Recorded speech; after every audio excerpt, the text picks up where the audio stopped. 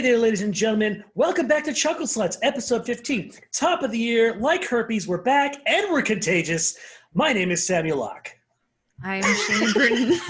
Jesus Christ, dude. I don't want to be associated with fucking... Bro, I can't even put my name on this shit, bro. Anyway, I'm Shannon Brunetti. I missed that. I'm the ghost of Zach Clapper just passed. For those of you that aren't watching online, I shave my face and I look like I'm 9 and a half. Okay. 9 and 1/2. Do you need somebody to go to your Little League game? Maybe. Because your dad went out for a pack of cigarettes and never came back. He wasn't around much anyway. Oh, sorry. It's fine. You do look like you belong on like the Sandlot reunion show. Also, I mean, I also would like the hat. Normally, like my hair's normal, but I got like a hat on. I look like I'm straight from like a '90s baseball movie, for sure. Throw it over here, Dad. I don't know why I'm also like a news caller from fucking 1920. Here, get your baseballs. Newsies is now both a musical and a baseball film. Oh my. If I had made it. Yeah, there it is. See, I stand corrected already. Anyway, this episode is sponsored by nothing and nobody because we're still looking for sponsors in the world. So if you want to be one of our sponsors, please contact chucklepodcast@gmail.com. We would love to hear from you.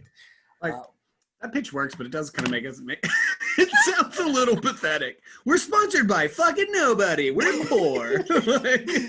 Help me, I'm poor. Help me. Help me make it through another day. It's kind of funny. I like that. With that being said, we're going to jump into our first segment, which is always and forever, the World Dough. And let's go ahead and get started with Shannon. So I read news from the top of the year. There is a Massachusetts state representative that is petitioning hardcore to get a state official dinosaur. Not only is this awesome, I mean, who's heard of this? Apparently 12 other states have state dinosaurs, and I had absolutely no fucking clue that they have state dinosaurs. You know? Wait, do we have one? I don't know. Fuck, that would have been great for me. It would be good intel to have for sure. California state dino. We just started. We do. It's called the Augustnolophus morrissey. That's a very long word. Alphabet soup right there. Yup. And it was officiated in 2017 by Jerry Brown. Oh. Hey. The real pressing issues right there. So, okay, this guy wants a hardcore dinosaur, state dinosaur, like a state flower. Did he say what one he wanted? So he has a petition for 2. So the residents of Massachusetts can vote on, I'm going to apologize for all of the messed up I'm going to be saying, because it's a really long one. Oh, goodness. Archaeologists are going to be pissed. All the archaeologists that listen. I apologize, but if you want to sponsor us, please. Thank you. So the first one, it's two dinosaurs that were actually found in the state. So the first one is the Podokesaurus. It sounds like Pokesaurus, but I want to say Pokemon, but it's not. It's Podokesaurus holiokensis. Oh, Jesus. All right, we're going to forget that one. It means swift-footed lizard of Holyoke. Did you say Swiss-footed lizard of the Holyoke? Swift-footed lizard. Like that sounds like an order of lizard people that live under New York. We are the swift-footed lizards of the Holyokes. Like they're the ones that have been infecting our democracy. Basically, so they're trying to pay tribute to their lizard, the lizard hordes. But apparently, this dinosaur was discovered in 1810 by Minion Talbot, who was apparently the first woman to name and describe a dinosaur, according to the representative. Anyway, the next one is, oh God, this is just horrible. It should just be a segment me trying to pronounce dinosaur names. Oh God. All right. We'll put it on our OnlyFans. Oh God, Ankylosaurus polyzelus. Actually, that one's easier. That first one was murder. It means much sought after near lizard. which was discovered in 1855 in Springfield. So they have these 2 dinosaur varieties that they get to vote on to be their official state dinosaur. Yeah. I have one main question. Who is naming like the layman names for these shitty dinosaurs? Like what happened to like Triceratops and like your normal one-word dinosaurs when it's like the like raptor clawed bullhorned face lizard? It's just a bunch of Rosses, man. It's just a bunch of Rosses just naming things all day. That's super weird. I feel like we should get into this and look up or make up some dinosaurs, go to states that don't have them and just start petitioning. Just see if we can get a random fake dinosaur. We will make a Wikipedia page and most state senators are dummies. And we could trick them into naming a state dinosaur that we made up. Does Tennessee have one? Tennessee surely doesn't have a state dinosaur. They don't believe in them. How can you have dinosaurs? The devil put them in the ground. This world's 7,000 years old. I want to go back to something that Shannon did say, though. I really like the idea of a state Pokemon. I think that would get a lot more traction than a state dinosaur. I like it. But I don't know if it'd get... The rules being it can only be the first 150. None of these like trash Pokemon that it has to be the first 150. Oh, so we can't have the Alola freaking Executor that looks like a palm tree. I mean that could be Hawaii's Pokemon, state Pokemon. It makes sense. Executor is one. Is there a different Executor now? No, there's Executor was in the 151. It was the OG. Yeah, no, it counts. There's Executor. For sure. There's Execute and Executor, which was the palm tree, if I'm not mistaken. Is it Executor? That makes it sound way more intense. Executor. Yeah, Executor. Executor. Anyway, Executor. Anyway, that's the state Pokemon for Hawaii. That makes obvious sense. 100%. If for us, it'd probably be Magmar. Just because of how balls deep hot it is all the time here. Yeah. Let us know. What about Sandshrew? Sandshrew. Texas. Sandshrew. Yeah, that is armadillo land. Fucking Sandshrew. Get out of here, you armadillos. We know how I feel about them. Anyway, let us know your state Pokemon in the comments down below if you're watching this on the YouTubes. I would love to know. Or make up a cool dinosaur name. I still just make up fake dinosaurs now. I didn't know you could just name them like whatever willy-nilly like that. Like, supposedly it's Latin, maybe. I don't think it is. Bubblefoot lizard. Like, there's so many options. I love it. Everything scientifically named has to be done by Latin. Like they actually have like a whole naming convention for things, which I think is really weird and dumb because it's like, okay, who speaks Latin anymore? Like just dumb this shit down for us, homie. I thought you said and it's dubbed. And I was like, that's brilliant. Like dub it in English and they do like a naming convention. Yes. That is really fun. Actually, I think they do. Hold on, wait. I think they actually do. They'll give you like the Triceratops name and in parentheses they'll put the actual like full Horrificus Testinicus name or something. They typically do that. So they do dub it, which I think is actually kind of awesome. Yeah, no, I'm down, and I'd watch a naming convention on Funimation fully dubbed. Can I jump in next? Because mine actually weirdly is connected to yours. Oh man! So I have just stumbled across the most beautiful drama about the Colorado river toad, also known as the Bufo and how do you? Come back to me. Bufo alvirus is the name of this toad. And this toad is a very sacred toad. So I watched this whole documentary. It blew my mind. It was started about DMT. And so you can harvest a bunch of stuff. If people don't know, it's a really intense hallucinogen. But it can be harvested a bunch of stuff. But for like thousands of years, Native Americans in the Southwest have been like milking this Colorado river toad. And it's secretions that creates like a venom that creates pure DMT. And so you just dry out the venom and then you smoke the dried venom off whatever you dried it off of and you trip balls. And originally it was more spiritual, but now it's like it's becoming an issue. So apparently there's a lot of drama because so many like hipster kids have found out about this toad and they're just roaming the monsoon season in Arizona and Texas, just fucking up the toad population. No. And Bufo alvirus is dying. And there's a Bufo alvirus convention that happens every year. And it's all like shamans and weird hippie kids. and they go and they like preach love and tripping balls, and they are really, really worried. And there's a whole issue about people over harvesting this toad, and it blew my mind that there's conventions for the yellow bufo. I'm annoyed at white kids gentrifying drugs. I think like that's how I see this in a nutshell. It's just white kids gentrifying drugs, and it's really dumb. And I mean, what do you explain yourself? Explain. What do you mean they're gentrifying the drug? They're milking a toad, bro. Like they just want to get high. I know, but what I'm saying is that I don't mean gentrification in the traditional sense. I mean it in the sense that white people are coming in and ruining this thing for people who otherwise find it as a spiritual, like a legitimate spiritual thing, not like let's get high and like Birdie Man on Toad. I mean, that's like that's Big Man on Toad. So I'll give it this. I like, it is sad that there is a toad species that is now like endangered because of people over harvesting it for its milk poison.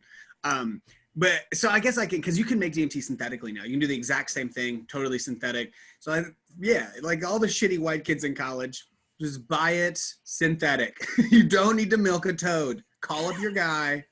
Get it in a bag. You don't need to like suck on a toad. Hypothetically, we're not telling you to go smoke drugs. No, we're not. But DMT. No. Smoke plants. Yeah. Well, I mean, DMT it's naturally harvested. Just saying, it's not even illegal in most places. Probably should be. Nutmeg's the way to go. I'm gonna pull away from this Joe Rogan experience here, but it's just I found it super interesting that we've over milked the bufo alvirus. I feel bad for the toad, man. Yeah, poor Toad's just trying to live his life. Yeah. Fuck some bitches, get some money, Yeah. It's just those little lady toads, Normal. I take a weird turn. Let's see. I have two the world knows. One's more personal, one's not. We're going to start with the not personal one.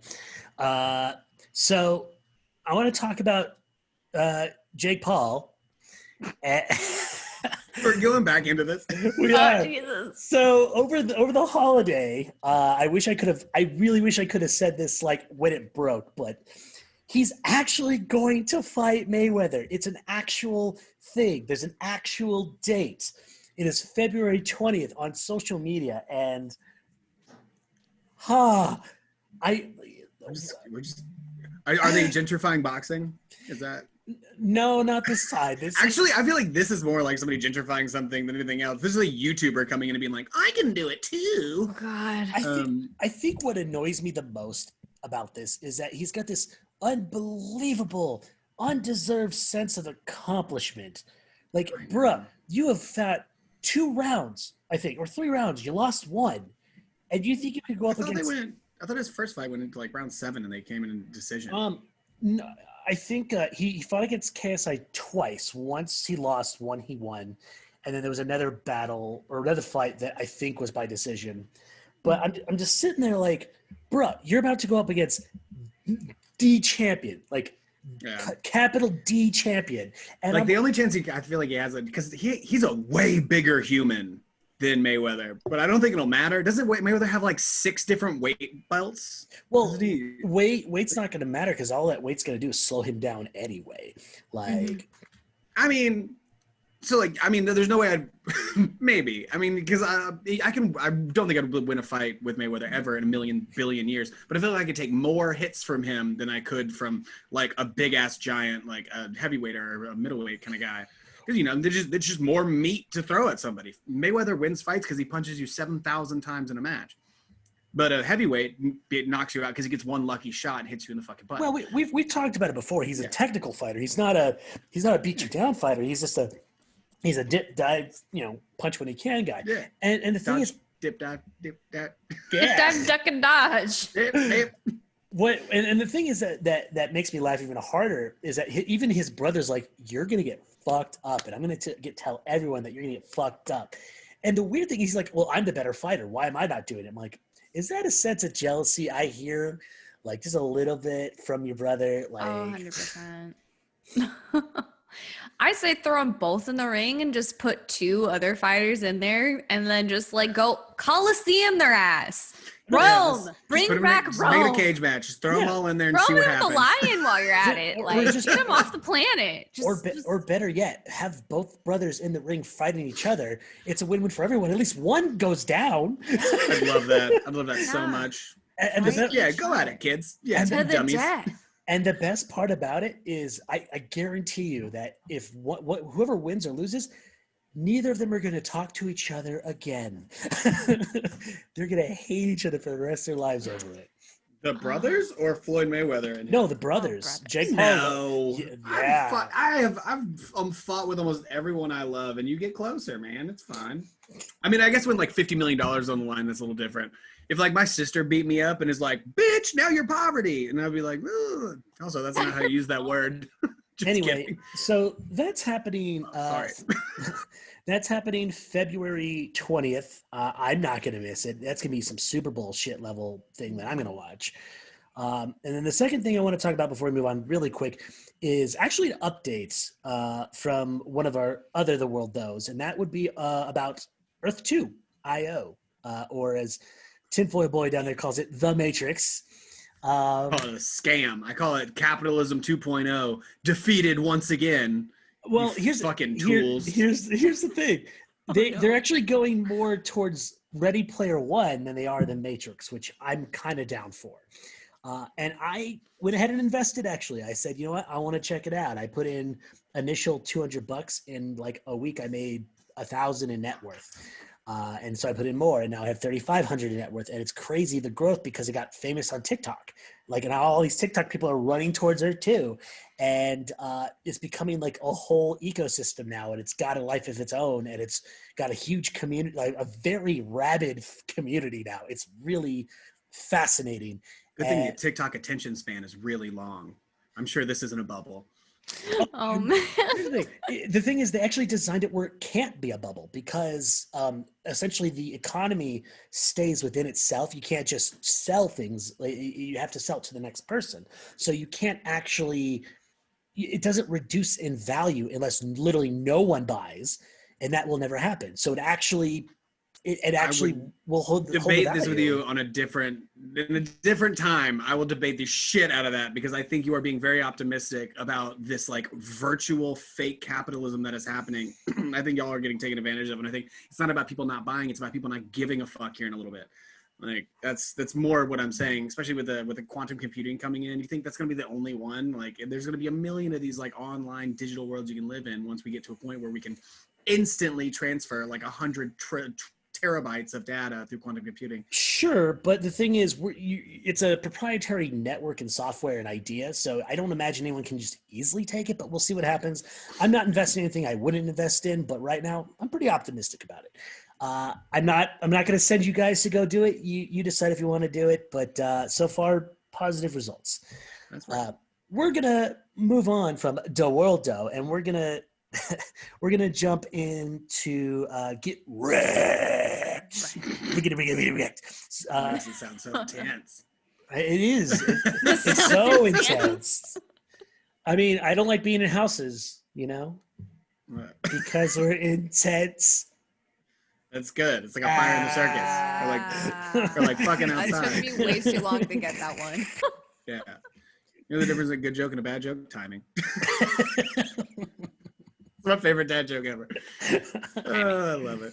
Leave my puns alone, you dick. Yeah, you lead off. Go ahead. You're the last time. Sure. So, in terms of getting wrecked, Please say Earth 2. Oh Jesus.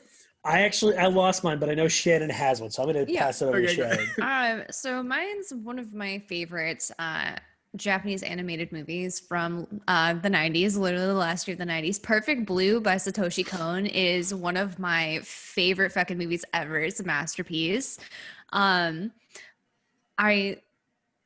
always rewatch it like once a year. I'm just like, oh, chef's kiss.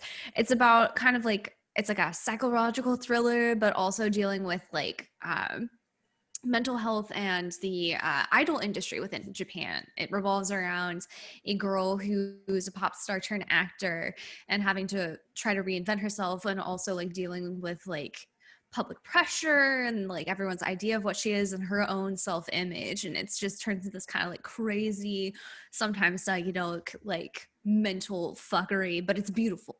It's a beautiful mess. It's also like a horror movie Yeah. at its core. Like it is genuinely frightening sometimes. It's scary. Same as with Paprika and Golden Bat, like the other ones he did. All the Satoshi Kon's movies are great. They're so intense. Also, That's a really good one. Side note to another movie he did, Millennium Actress, wasn't horror, but I don't know if you guys have seen that one either. I've heard of it. It was around, I think, like Anime Expo 2002, like a long time ago. Yeah, I think the only one that's less horror-y and more dramatic. It's about a woman who's trying to find this man.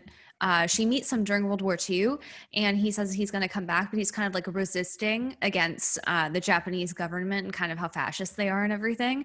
And so she sees he's a photographer, so she ends up becoming an actor to try to find him again. And dude, like, I'm not going to spoil the ending because you got to watch it, but like I fucking cried, man. It's so beautiful and just like heart-wrenching because like wartime Japan and like this whole woman's life, and it's just like, oh my God. So it's called Millennium Actress? Yes. Is it beautiful. Is it like Grave of the Fireflies bad? It's like, it's different, but like she dies as an old woman, but like you find out like the tragedy that was her life type of thing. I see. Yeah. That's But I'm not going to all about spoil like that. what happens, but it's just like, I'm just like, oh, what? Yeah. Have I recommended No Man's Sky yet? I think that was like your first one. We've talked about it on here for sure. We've talked. Definitely talked about If we've talked about it, I don't need to talk about it again. So I'm going to jump into the Outer Worlds instead. So the Outer Worlds is it's basically Fallout in space, but it's like, and when I say Fallout, I don't mean like Fallout 4 where you don't really have a choice, but like more like Fallout 3, Fallout New Vegas. It's made by the same guys who made Fallout New Vegas, and it's more like a nostalgic piece game than anything else. Like if you really miss the way that, you can kind of be the good guy or bad guy pretty much anywhere sort of thing, it's really good. And one thing that they did here that they didn't do in Vegas is deep lore, like super in-depth lore. And I love that about the game. Like every person that you talk to has like a super in-depth discussion tree about the world around, about the different corporations that own everything. Essentially you're like this kind of freelancer, and you're trying to make your way towards being allegiance to a corporation, and each corporation is super shitty in a way, shape, or form. And you're just trying to figure out where your colonists went because you came off of a super late ship. I haven't gotten through it all the way yet, but it's so beautiful. It's like a very pretty game. It's very short though, which is kind of a drawback, and a lot of people were complaining that it's a little short for what it's worth. But I think you can get it for $29.99 now, which I would say is about right for a game like that. Just don't try and speed run. Someone speed ran through it in like 13 minutes. It's that level. I'm gonna fucking stab you. But yeah, it's super. Sorry, I thought I muted myself. Oh, you're good. I apologize.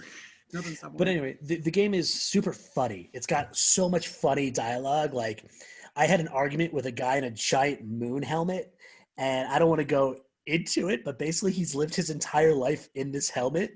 He went to college to do this job.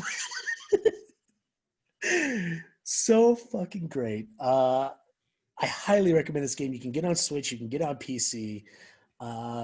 It's a gem. It's an absolute gem. Go play it. And we lost Zach. Milton! Hi, Zach. Hi. Hi, I'm sorry. I'm so sorry. It's all good. You're up. I fucking love the Outer Worlds. I must only played like 5 minutes of that game. I loved every second of it, and then my buddy moved out of my house and took his place, or his Xbox I was playing it on. Play it on PC or even Switch if you have it. It's literally like $30. It's worth the buy. Oh, for sure. I've been so out of the video game world. Like ever since Cyberpunk and all that shit happened, because I bought Cyberpunk and then I still haven't played it because I can't get a PS5. I just haven't played any video games. But Outer Worlds is on that list. I love, and that's what you mean. I love that you said it's all about like with the lore. I love digging into like going deep in the lore. I was one of those weird Skyrim kids who like sometimes I wouldn't even do good with my character, and I was just like, can I read the books? Me. Dude, I read the books, man. That's super rad. So am I up? Yep. All right. I'm gonna go with some literature. There's a book series by Garth Nicks called the Abhorsen trilogy. It's Sabriel, Lyriel, and Abhorsen. These it is a incredible series. It's like intensely high fantasy, totally fantastical world, super weird, but it deals with like these necromancers who they utilize their power through music in a lot of ways. Like the main character, Sabriel, she goes through the books, and throughout the series she gets like a what looks like a bandolier, but rather than like bullets or weapons, it's full of little bells. And each bell has like a different specific power that she's able to utilize and become like sort of more in tune with as she goes along. And it is just a mind-blowing, like out there kind of read that I really, really loved. It was one of my first like really like weird, I guess it's in like the YA genre. Yeah. But it is phenomenal. I really, if anybody needs like something that's not like way like in the news right now, because I know like the Three Crows series is really big. I'm reading that right now. Actually, it's really good. And the Bones or the one I talked about last time. But this book came out probably 20 or the whole series like 25 years ago, and it's fucking rad. It is really cool. And between like necromancy and a really cool like set of talking pets, like the girls, like all her animals just kind of talk to her. They don't really explain a lot. It's pretty cool. But it's a fun series. It's a fun, good high fantasy series that will take you somewhere new rather than this dreary world we live in today. Oh, the mopes, the juries. Mm-hmm. Dreariest. That's why we read, to go away. Well, I guess we'll move on to our collective favorite segment, which would be Celebrity D&D sheets. Sure. For those who don't know or just catching on or kind of forgot, this is where we take our celebrities of the world and we turn them into D&D characters with absolutely hilarious results. In the past, we've had Murder Choir Kanye West. We've had Gypsy God Stevie Nicks. Stevie Nicks, thank you. And actual literal Elon Musk. Which was really fun. I can't wait to butcher you all with Kanye and his sirens. So excited. Damn. So today we're gonna do one that I think is such a wild card, and I'm glad this was thought up of Mickey Rourke. I'm so pumped about this one. But it just came up with like a flashbulb, and like there's so much we could do with this. And to be clear, we wanted to do. Well, actually, no. We'll build the accident into his story, and I think it's going to be brilliant.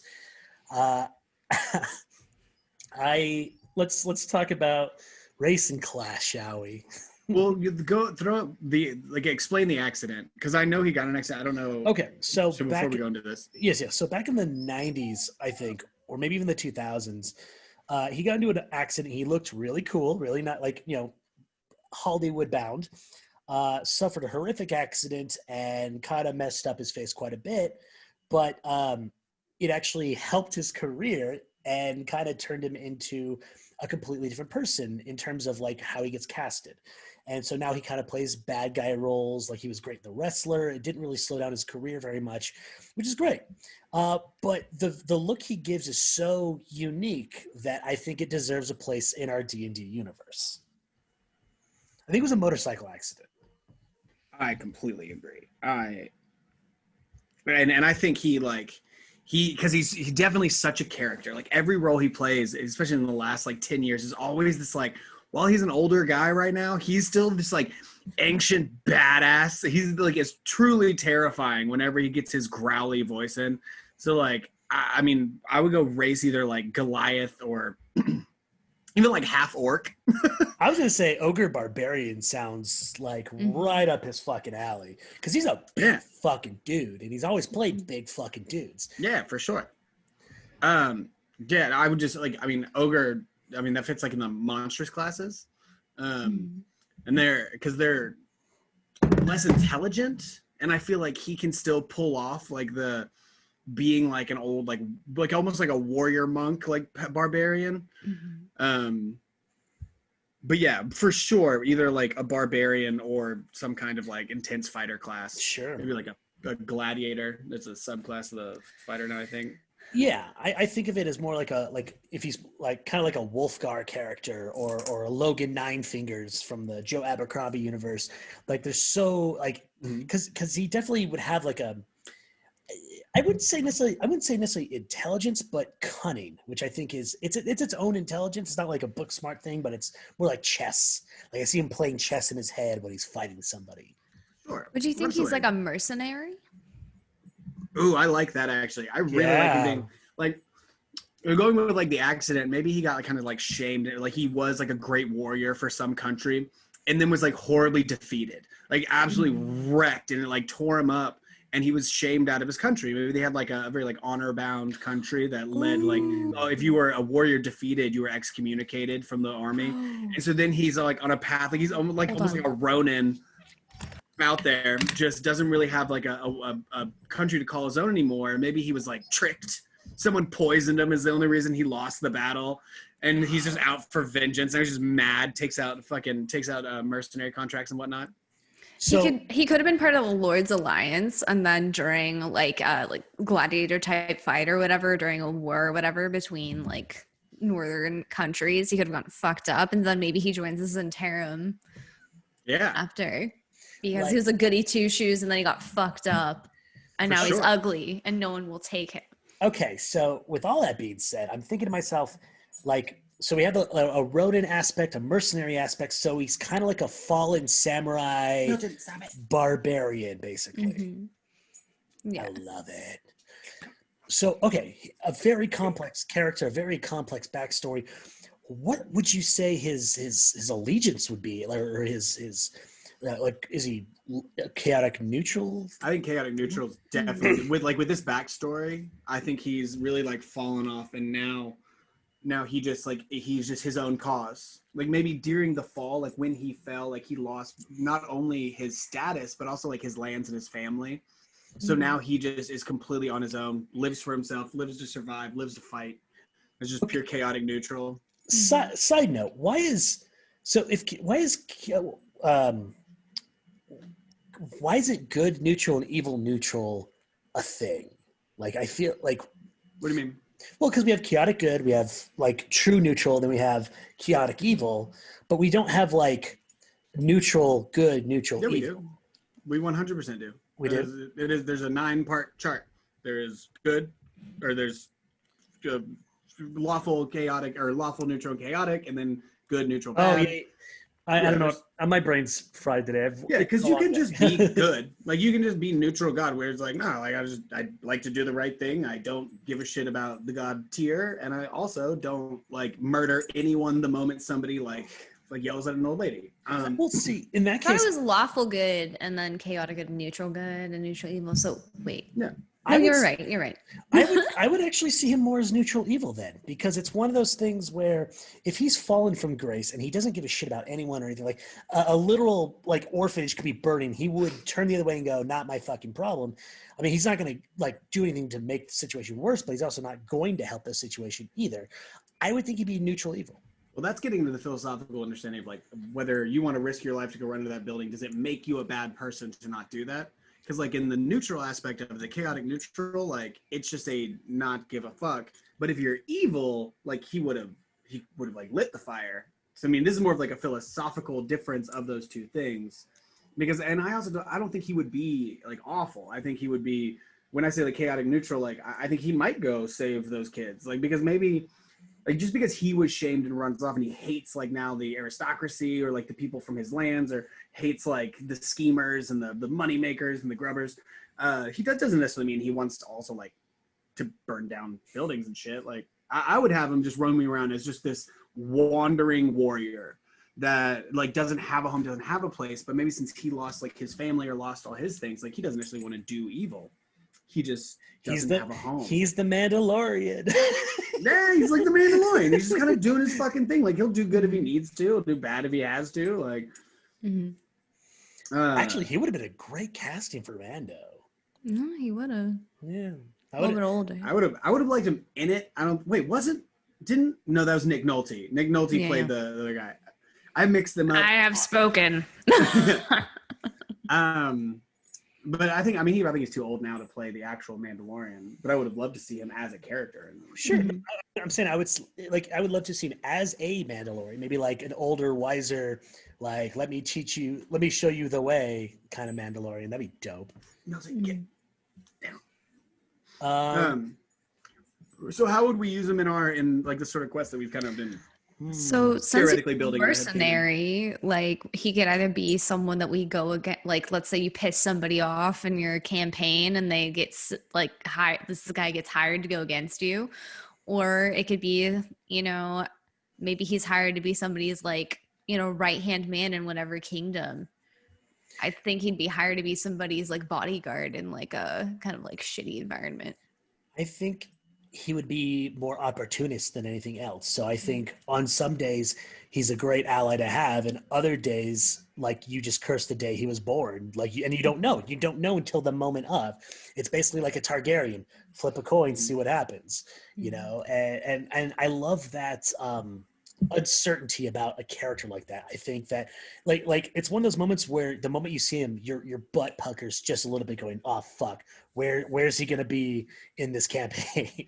I like that. I think if I were to use him, like if I were running the game, I would, especially if like we sort of run on this backstory, I would have him kind of always be against people in power. At least like if he does have one thing that he adheres to, I would say like he wouldn't like the organization of those things. Like he wouldn't like warlords and all those people.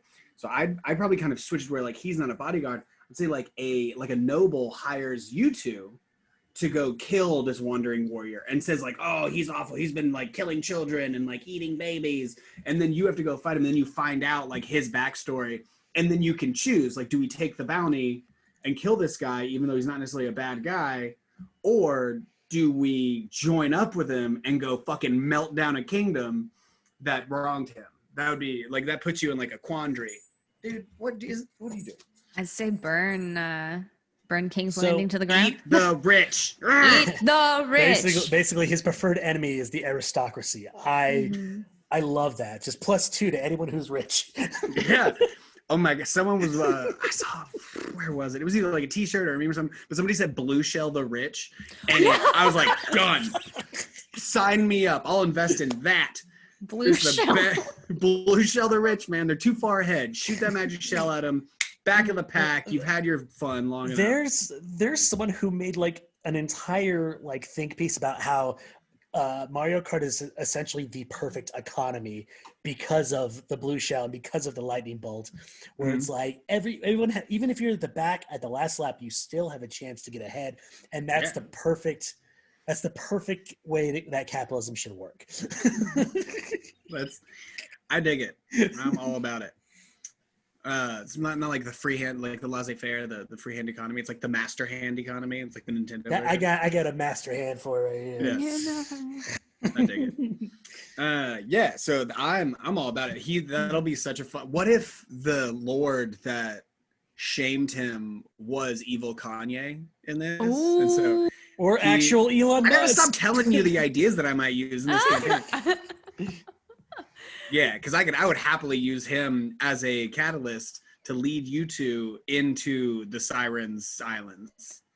I'd like to have one of the players be like an orphan or whatever, and then suddenly have this guy be their father and not know, and him not know, because they're it's like not like the Bard thing where like all their bastards walk in the bar, but it'll be like maybe they both survive, or maybe in his dying breath he recognizes whatever character player, and they're like, oh god, okay, it's my dad, but his face is so fucked up I can't tell. It's my dad. Okay, so and on top of that, we have a Gimli Legolas connection between him and actual Elon Musk.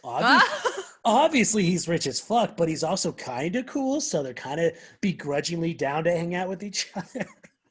That's fair. Or like maybe they like owe each other a favor from their past. Yeah. And so they're like, yeah, I mean, I kind of owe you a blood debt, but also fuck you, Elon. It's like, I hate you, you're rich, but you also amuse me. I guess I'll keep you around. Yeah. No, that's gonna be fun. I like that. I'm all about this wandering warrior. Side note about maybe he'll guest actual star. Elon Musk. Do you guys remember Legend of Korra, that like whole metal bending city that could like fold up into like a metal pyramid?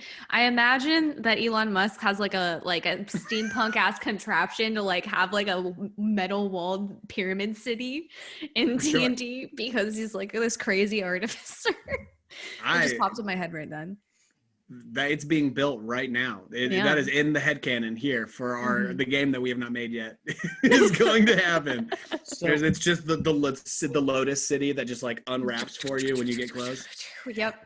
I have to talk about one thing before we move on. I had a critical fail moment over the holidays. I was playing, and it's so dumb. I have to talk about it really quick. So. I have a friend of mine. We both kind of play the same way in terms of DMing. We're both trap masters. And so the game was, we're in a maze of mirrors. Essentially they're so fragile, they break really easily. And if you break it, the glass essentially turns into little magic missiles and will scratch you for one. Not a big deal. My dumb big ass. I'm trying to be really careful about it. I end up slipping on a dex check. I run into one mirror, and I just kind of domino my way through breaking a shit ton of mirrors. And I ended up with negative 230 damage. And that's instant death. If you double your damage, you instant die. What ended up happening was because what he didn't say is not only are the mirrors a thing, but there's also trap mirrors on the floor. No. I got stuck in a pit that went like 3 stories down and like 10 shards in. So he's like, yeah, you're super dead. Yeah, you're ribbons, bro. That's not good at all. Oh, God. You just got turned into little meat pieces. Although he said on the positive side, your group can now see the exit over your dead ass corpse. It happens, man. Sometimes you just nuke yourself and you're just done. It's like, all right, cool. So you want me to go outside and burn this character sheet? Neat. Let's make a new one. And the worst part is he is so anal retentive about like, take your sheet, rip it up, get the fuck out. He's that kind of person. Get the fuck out. And I'm like, dude, this sucks. He's like, well, if you want to join in the next round, because we have a format that we use called Dungeons and Death Runs. And basically the point, it's a rogue game, like you would an app game, like a rogue game. You die. The point is to literally die. But the if you die last, the more you keep, essentially. So if you die first, you get jack shit. And so it just kind of gathers up, and then the next round, you keep the stuff from the last round, and you continue on the next death run. It's actually really cool. Like a roguelike tabletop? Yeah. That's rad. That's cool. It's like you're playing Hades, but on your table. I'm all about it. Yeah, no, like the cool point. The point is to literally die. It's endless rooms and endless traps, and it's super fun. It's actually something I might probably want to do with us sometime. Absolutely. Hashtag first to die here. I'm just calling it. Oh, I'm excited. I'm already planning on ways for you to die in Katie's game. Oh God. Oh God. When me and Katie are working on your backstory, you're fucked. You're dead. It's over already. Yeah, that's fucking awesome. I love hearing stories about people dying in D&D. It's hilarious because you don't have to deal with the actual ramifications. Yes. I think it was Winston Churchill that said the best war is the one where no one dies or something. I truncated that, but it's basically like about video games for the most part. Anyway, it's a thing. Look it up. How many video games were there in like the 1940s? No, I'm saying you can apply it to video games. Okay, I was like, I think your time periods are mixed up here. He's a time traveler. Winston Churchill, time traveler. That's why he drinks all the time. I'd watch that TV show. Character sheet it. Yes. Winston Churchill, Time Wizard. That's the next. You can be the chronomancer. Chronomancer. Churchill the Chronomancer. There's a lot of, we'd have to build a whole lot of lore for that to work out. Also, fuck Chronomancers. Anyway, He's I basically fucking hate any time wizard in any style of D&D games. They wreck games. I hate Chronomancers. so what you're saying is he's like a British Rick Sanchez for the most part. Yeah, he's Brit Sanchez. Wubba lubba tub tub. Or sorry, wubba lubba tub tub. Wubba lubba dub dub. Keep calm and fuck off. Oh, that's funny. We have to move. We have to move on. I'm sad that we have to, but we have to move on to our last bits of the night, which is the hills we die on. And for those who haven't been around and haven't seen this before, it's where we take really dumb and ridiculous things and we argue about them because that is just the world we live in. And I know that Shannon kind of has one already lined up, and that's all you. Bread and butter pickles are instruments of Satan and they fucking suck. Disgusting. Every time, like, okay, before COVID was a fucking thing, I'd go to a fucking, like, with my grandparents, I'd go to, like, these really bland ass salad bar, like, buffet things. So they'd have pickles and they'd look like normal pickles. And I'm like, oh, hot damn, I'm ready for a nice, crispy, savory dill pickle. Nope, I got punked. That's a motherfucking bread and butter pickle. They're the oatmeal raisins of the pickle world. And They I'm will just trick like, you. who They fuck the you. fuck likes these? And I know who it is. My mother. And people like my mother. They like these bread and butter pickles, and it's just a personality flaw. I do not trust you. I do not fucking trust you with anything. If you like bread and butter pickles, you fucking suck, and you need to reevaluate your life. Okay. I'm on the top of that hill with you every single inch of the way. I hate them. And it's the worst trick ever. Or like if someone makes you a sandwich and it's like, oh yeah, pickles, great, neat. Blah, kill me. Why are they sweet? Why are pickles sweet? It's as stupid as that. And the thing is, it's not just sweet. It's like a gross sweet. It's like a sweet that doesn't taste good.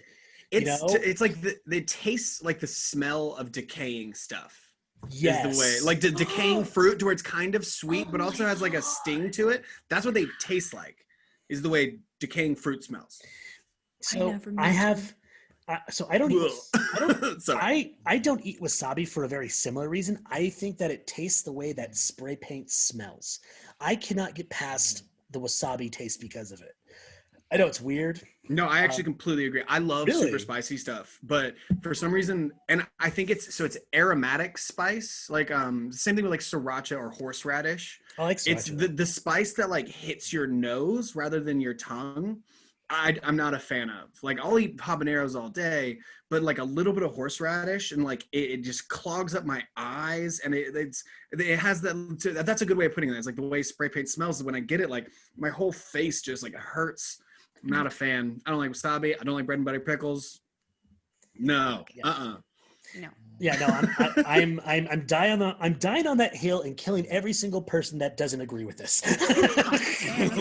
Whoa. We'll just bury you in bread and butter juice. I'm just saying there's a pickle there's a pickle genocide about to happen, and I'm the one starting it. Damn. That's a Rick Sanchez move right there. It reminds me of the episode where they're like trying to find a planet and just like the entire planet's corn, and he's just like, everything's made of corn. That was super funny. We're going now. Oh God, it's corn. Everything is corn. Oh goodness. We have to leave. All right, Sam, what you got? Or do you have a good one? I've got a medium one. I've got one that might spark some flack, but I don't think it'd be that big of a deal. So what do you got? Mine's medium too. This is a little weirder.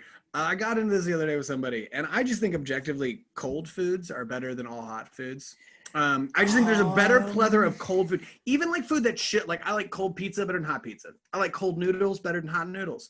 And I feel like like sometimes, like when you eat really salty stuff, it just makes you want more. I feel like hot food tricks you, and because like there's a lot of anticipation and you get excited. It's all about the foreplay, and you're just smelling it and you're kind of waiting for it, and then you just shove your fucking face in, and it's not even that great. You're just anticipating it, man. But cold food's always there for you, and it always tastes good. It tastes, as long as it stays cold, it just tastes the same. It's perfect. It doesn't change on you. It's just better. I feel like I've been hurt. Hurt you? Did somebody burn your tongue or something when eating a hot soup? Burned my tongue. I'm really bad about food anticipation because I do this to myself. Like, you put pasta in front of me, and I'll sit here and salivate until it's fine, and then just like drum my face in it and eat it so fast. I'm like a prisoner, like a convict, trying to not get fucking my food stolen in the cafeteria, and then I feel bad. But a salad, a nice, delicious, well-made salad, I'll savor that bitch. It's great. It's so much better. I want to turn that into a gif of you just.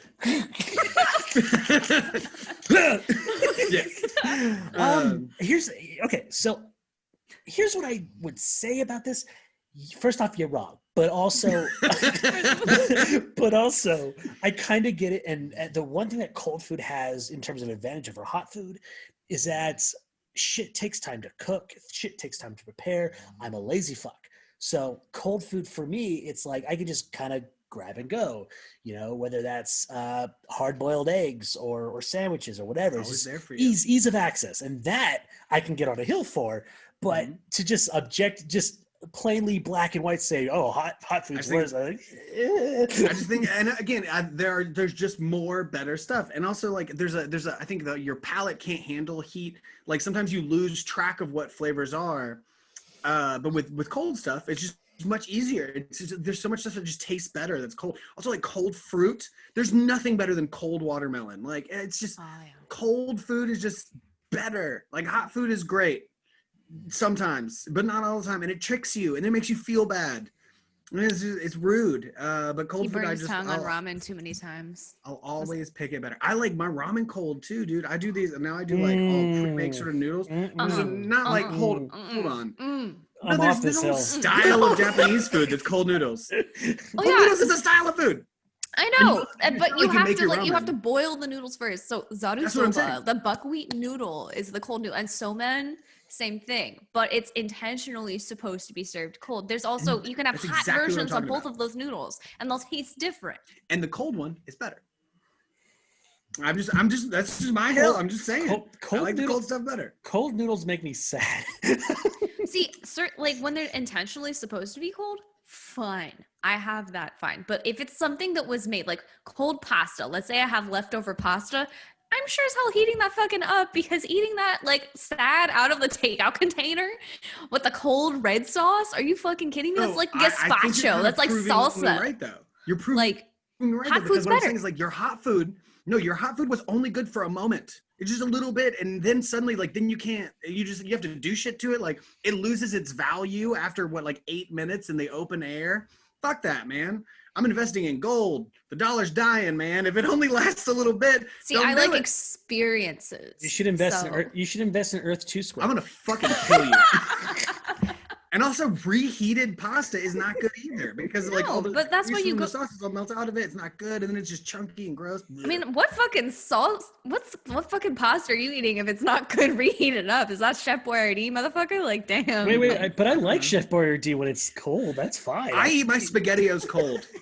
It's good. It's good. Cold SpaghettiOs are fire. I'm on that hill. Sorry, my Italian just kind of leapt up out of my body, and like in anime with my anymore, soul leaving like, my her subtitle says shrieks in Italian. Shrieks in Italian. Yeah. Well, you're Italian soul dad. You can't eat cheese anymore. No more cannolis for you. There's a couple of things that don't have dairy, but it's not the same. But yeah, that's me. I always will pick a cold food over a hot food. I'm like 1 foot up on the hill because I do like cold You're like foods. Sim mad at me. I have a foot on the hill. Like I'm standing off of the hill, but I got my left foot on there. You're just there for the watermelon. For the cold fruits and ice creams. I'll be which I can't have anymore. I'm gonna be like 1/5 of the way up. Like I'm 20% on that hill. Like I'll take that. I know I'll mostly be alone. Again, when I got his argument the other day, I also ended up very alone. I figure out I'm gonna die up here alone, eating my cold noodles. It'll be great. Yeah, street That's my nudes, natural baby. habitat. Street cold. Street nudes, your sad, cold street nudes. Yeah, man, absolutely. I like sad cold street. It's like gilf noodles right there. Jesus. You call them gilf noodles? Just cold and sad. Oh my God, there's a lot of warm, lovely gilfs. Don't be mean to them. Oh, that was so bad. Let's see. For my for my hills to die, maybe medium-ish as well. I think that if you know what you want to do when you go to college, I don't think you should be mandated to do the first 2 years. Where it's like, here's all your general stuff. Oh yeah, that bullshit. I think I like the more I think about it, especially with the cost of college, it's like, dude, if I already know what I want to do, like, just go let me fucking do it. I should not have to sit here doing a year of history, a year of philosophy, no, I understand, be well-rounded or whatever. Sure, fine. But you know what? Like, the more I think about it, the more I really think about it, it feels like such a fucking racket to me. And it is. You're right. And I just, because I think of it in the same way I think of high school, where it's like, yeah, I learned things in high school. Do I use the things in high school? Not really. In the same way that I don't care about like my Western civilization before the 30-year war class. I don't give a shit. I'm not using this in the real world. Why am I paying for this? I'm paying for classes I do not need because you say I need them. Fuck that. The administration needs bigger offices and to have a bigger pool in their backyard. That's why. Yeah, exactly. This goes. Do you remember a few weeks ago you were talking about public schools as well? Yeah, it's the same thing. Like, once again, like that, the racket you're talking about is a full racket. Like, we are still in an industrial complex in the way our schools work. Like, the whole idea of being well-rounded, that means nothing. That was only used to get people smart enough to make it to work on time, so they go to their fucking factory and they didn't have to be in the house while the parents were at work. That's the only reason they do that. And the first 2 years of college is just overflow from that old high school concept of getting a mix of everything. And here's the thing: it's a uniquely American thing too. Like, if you were to go. If you were to go to the UK, it would only be 2 years. If you go to Australia, it's only 2 years. Like, they don't waste your fucking time or money, doing these bullshit classes. Like, you're here, you're paying us. We're gonna get you to where you need to be. And I thought about this today, especially because I'm staring down the barrel of a $50,000 student loan, and yeah, and it's just, and we have to start paying starting February, and it kind of freaks me out a little bit. Good thing we didn't elect Bernie, because he was just going to be like, no, fuck that shit. Nobody needs to pay those stupid ass student loans. I think what bothers me the most is, like, literally everyone in the Democratic Party, even a lot of people in the Republican Party, was like, hey, maybe we should do something about this. And Biden's like, I could do something, but I'm not going to do it. I'm like, centrist motherfucker. It's so infuriating. But the biggest, I love that you brought that up, because I'm 100% on board. I think you're completely right, because it really does. It's just another example of how we've kind of indoctrinated ourselves to think it's normal, but like, that's not normal. And like, there's so many things that are traditionally American that are just not normal at all in the rest of the world, and that's one of them. Like, we take advantage of our students, which is such a weird thing. Like, students are our future. Like, we're supposed to help them, turn them into good things, but instead we bore the fuck out of them in their freshman year, and kids drop out of school and don't specialize. And the thing is, it's like, it's all about being debt slaves, because regular slaves is a little unappealing nowadays. Just a little. Unless you're in the Wow. Pokemon world. Salt. But the thing is, we have an opportunity to do something. It's not like we don't have the money. If anything, coronavirus has proved we definitely have the fucking money to do something about this. It's just that without it, so many institutions have issues, like the military. And the fact is like, if the federal government was a bank in terms of student loans, it would be the largest bank in the world. And so you're basically telling the guys who own the bank, hey, go out of business, and I mean, again, like it's all these problems are okay. We're getting really political. We don't need to do this, but it is interesting to note that the problem is not, there's not like a singular problem. And when people talk about how revolutionaries are bad and these like progressives are bad, like because they want to change a lot, like because a lot needs to be changed. Like, how do you make it work? Fucking turn it upside down, hit it with a hammer, change it, burn it, burn the system. I mean, they can't change that, because how else would they get a bunch of people so desperate to go to college that they just join the military to get free education? That's the military-industrial complex. And I think it was Galileo or Copernicus who said it best, where every new idea is heresy. On that note, yeah. On that note, put that on a t-shirt. We could. On that note, we're wrapping this thing up. We're up on that hill together. It's a very big mountain. Yes. Yes, sure. Shanana, where can we find you? Y'all two are so friendly on your mountains. I'm alone on mine. Stop eating weird, cold, sad, moisty ass noodles, you fuck. I don't want to eat salad. I want to eat salad. I'd rather eat a salad than sad noodles. Sad guilt noodles. Son, Jesus Christ. Gross. Throw some bread and butter pickles in there. It'll fucking hurt you. Get out of here with that shit. Disgusting. Anyway, you can find me at Shanny Bees. That's SHANIBEEZ, because I can't spell in my own fucking head. On Twitch, we made over 700 followers in 2020. I hope to make 1K by end of February, but that might be asking for too much. Who knows? Anyway, I'm also at Twitch at the same one, and then Shady Brunetti on Instagram. Socials go underneath the video. I don't fucking know. Anyway, next. Again, I'm Zach. You can find me. You sure are. Yeah, I think maybe. You can find me that many places. I'm really only on Instagram at zclap1, zklapp1. But then I am getting so many things edited. By this summer, I will have so many fun things that'll be in underneath in the account or in the thing or whatever. But look for Becoming Famous, a fun TV show that is finally actually getting edited.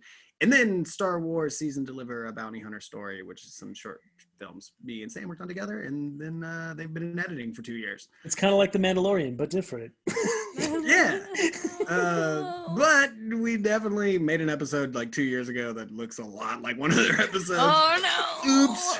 We didn't release it in time. So now people will be like, you copied them. And I'll be like, I wrote that 3 years ago. So, no. Anyway, yeah, that's it. That's me. Thanks. Let's see. You can find me at Slammy Sammy Lock on the Instagrams. You can find me at Slammy Sammy Lock on the Twitters. You can find me at Sammy Lock on TikTokies, where I make TikTokies sometimes. You can find me at Steam Bunny Productions on the YouTubes, where I do funny things sometimes. And of course, you can find Chuckle Sluts pretty much everywhere and anywhere at this point. Just type us in the search engine. You'll definitely find us, or use our link tree in pretty much anywhere that we have on our platforms. But more. We have a link. We have an OnlyFans? We should.